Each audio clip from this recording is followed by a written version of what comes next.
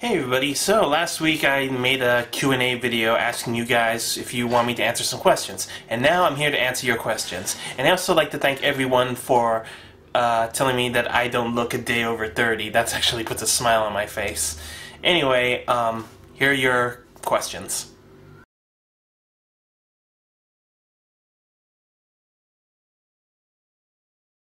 To be honest, I'm not really into experimental music. I mean, the closest thing to experimental music for me is Silverchair's last two albums, Young Modern and Diorama. Now, if some of you don't know, Silverchair is my favorite band of all time. They started out as a rock band doing grunge music, and in their next two albums, Freak Show and Neon Ballroom, they both are more darker and depressing, but passionate.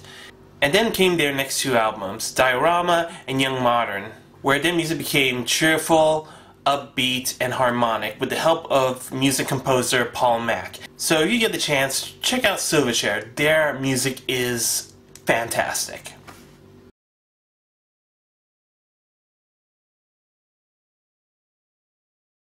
My favorite non-anime music soundtrack is Mallrats. You see, that CD has a lot of great bands in there. Let me give you a list of them. There's Bush, there's Weezer, Sponge, All, The Goops, Squirt Gun, Sublime, and of course my favorite band, Silverchair. The CD also features some quotes from the movie itself, and it is absolutely hilarious. So if you get a chance, be sure to check out Mallrats, the movie. It's really funny.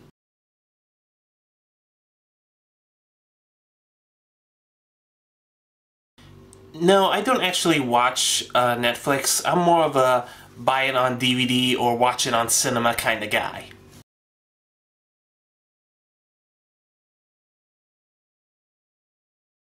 There are many reviewers who I think deserve to be a part of that guy with the glasses.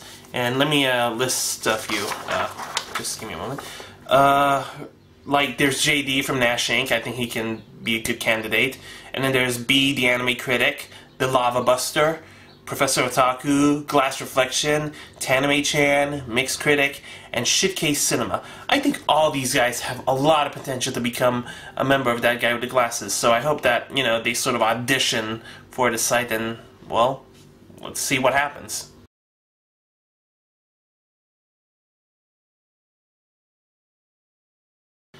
The worst anime that I actually enjoy is Dragon Ball Evolution. Okay, I know it's not exactly an anime, but since it's a movie based on anime, it does sort of count.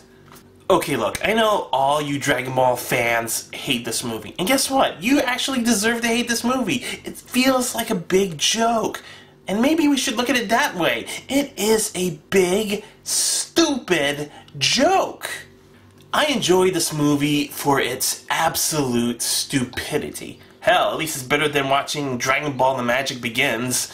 That one was just so bad.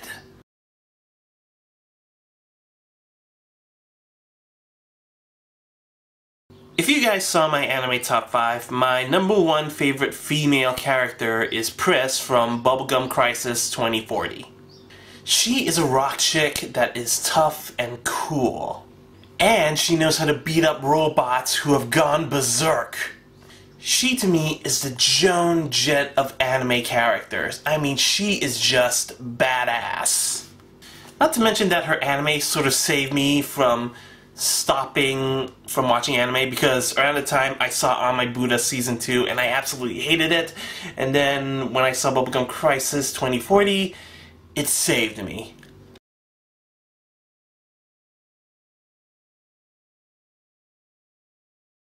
I would like to pick Batman, but he is just way too popular these days. So I'm just gonna go with my second favorite comic book hero, and that is Hellboy.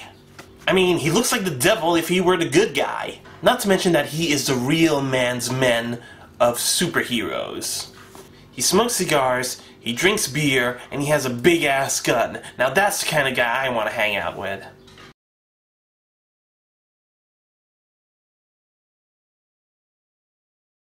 Now, I do know about Duel Masters, but I never really saw the actual anime show of it. So I saw the trailer of Kaido Joe, Rise of the Duel Masters, and to be honest, I wouldn't exactly call it anime. I mean, since it's not made in Japan, I will say that it's more of an anime influence. You know, kind of like Teen Titans. You know it's not made in Japan, but you can totally tell that this was heavily inspired by anime.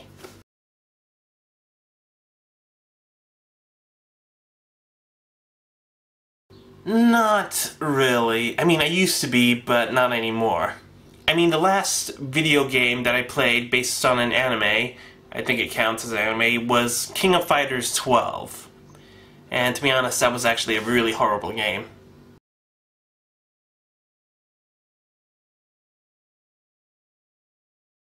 Now I have seen the new Rurouni Kenshin trailers for the live-action film, and I have to admit I am impressed. But after Dragon Ball Evolution, I absolutely don't have high hopes for movies based on animes these days. But I will admit when it comes to movies based on animes, Japan definitely does it better. But then again, it could be the next Devilman, and believe me when I say this, that movie absolutely sucked ass.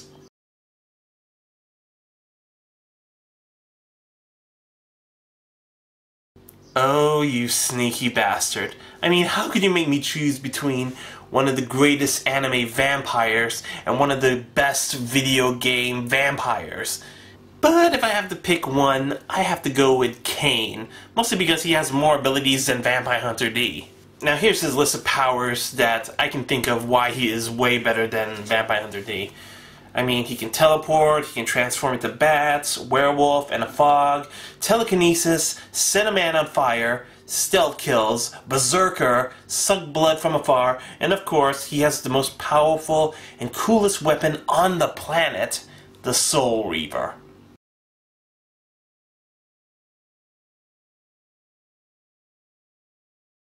That would have to be Raiden. Now, I know a lot of Metal Gear fans kind of hate him after he stole Snake's role in Metal Gear Solid 2. Not to mention that he's kind of feminine and pretty whiny in that game.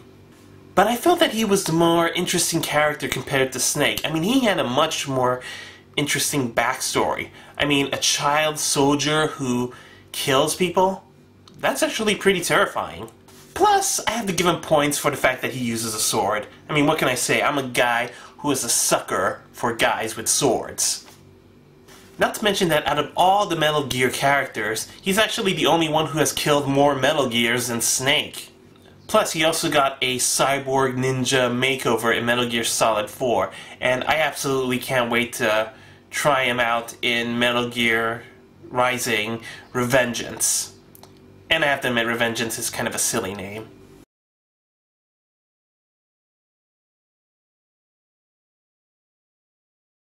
I'd have to say Vampire Hunter D. Yeah, I know a lot of people know how I feel about this particular character. But I always felt that me and him are kind of alike. You know, feeling out of place and helping people whether they want the help or not. He was always a character that I could actually relate to.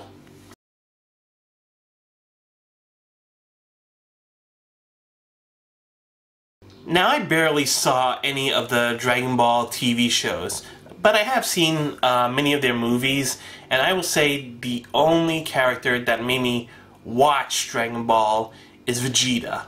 What can I say? I think Vegeta is a badass, and he's the only reason why I would watch the Dragon Ball movies.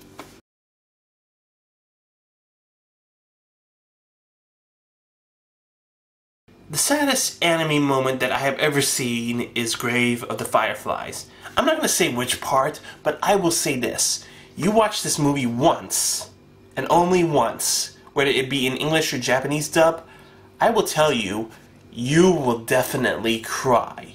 I mean, seriously, I never cried so much in an anime. I mean, I couldn't even bring myself to hold on to the DVD that I sold it to the next person who's interested in it. It's really that heartbreaking.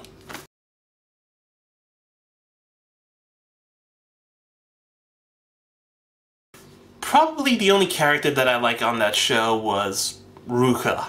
You know, that bitchy vampire who's madly in love with Kaname.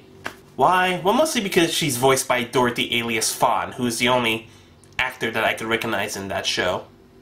I always liked her, except when she took the role in Ah My Buddha. Oh, that show kills me.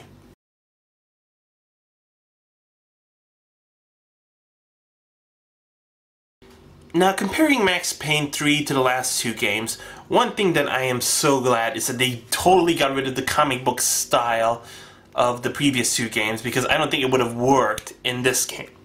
Plus, it's obvious that they want to erase everything about the Max Payne movie with Mark Wahlberg out of existence. Secondly, even though it has a dark storyline, the third game actually has some nice sunny-like atmosphere settings that would take place in the story. Not to mention that the acting here, it's taken more seriously. I mean, don't get me wrong, but the acting in the first and second game were good, but I hate the fact that the villains totally sound fake when they die. I mean, they sound like idiots when they die. They're like, ah! And that is just so stupid. And finally, I'm actually glad that they kept the gameplay style from the first game. You know, with the whole slow-mo jumps and, you know, slowing time and stuff. That's what made the video game a classic. And, you know, they have a cover system in there, so, you know, that's a good thing.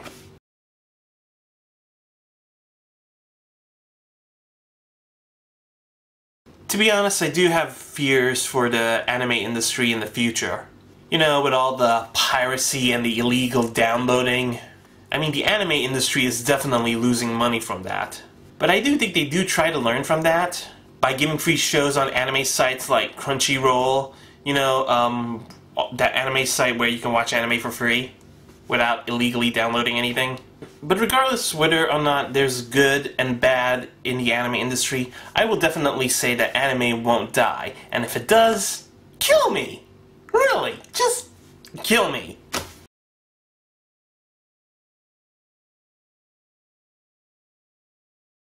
My favorite mecha is Guy King. To me, he is the rock and roll of all robots. I mean, he has all the classic robot moves that totally kick ass. Like, detachable punching fists, laser beam eyes, rope hooks, electric powers, jetpacks, and so on and so forth. But my favorite power of his has to be the Hydro Blazer. I mean, every time the pilot screams that, I cry in happiness. I mean, for me, Guy King is just cool. And it doesn't have a pansy-ass pilot like Shinji Ikari flying the damn thing.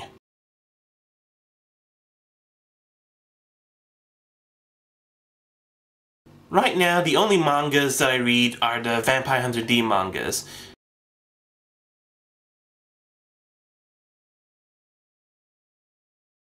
I'm not actually sure why I'm not a part of the Otaku Project. I mean, I remember they had a set of rules that, gave me reason not to join them. I mean, I remember they said that you have to be, I don't know, 17 to be a part of their show. But I don't think they have that rule anymore. Plus, I don't think they ask. Or maybe they did, I just, you know, don't remember. Plus, I was offered from other sites, but to me, they didn't really offer anything that is good to my expectations. But if they do offer, I wouldn't say no.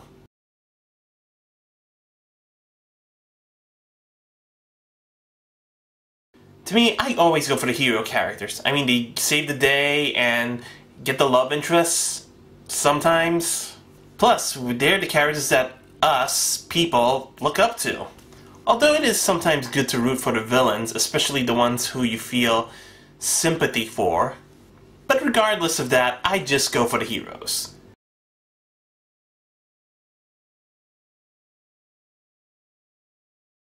Unfortunately, no, and I definitely want to watch the Berserk movie. But I'm just gonna wait for the US release of it, and chances are, I think Funimation is gonna pick that movie out.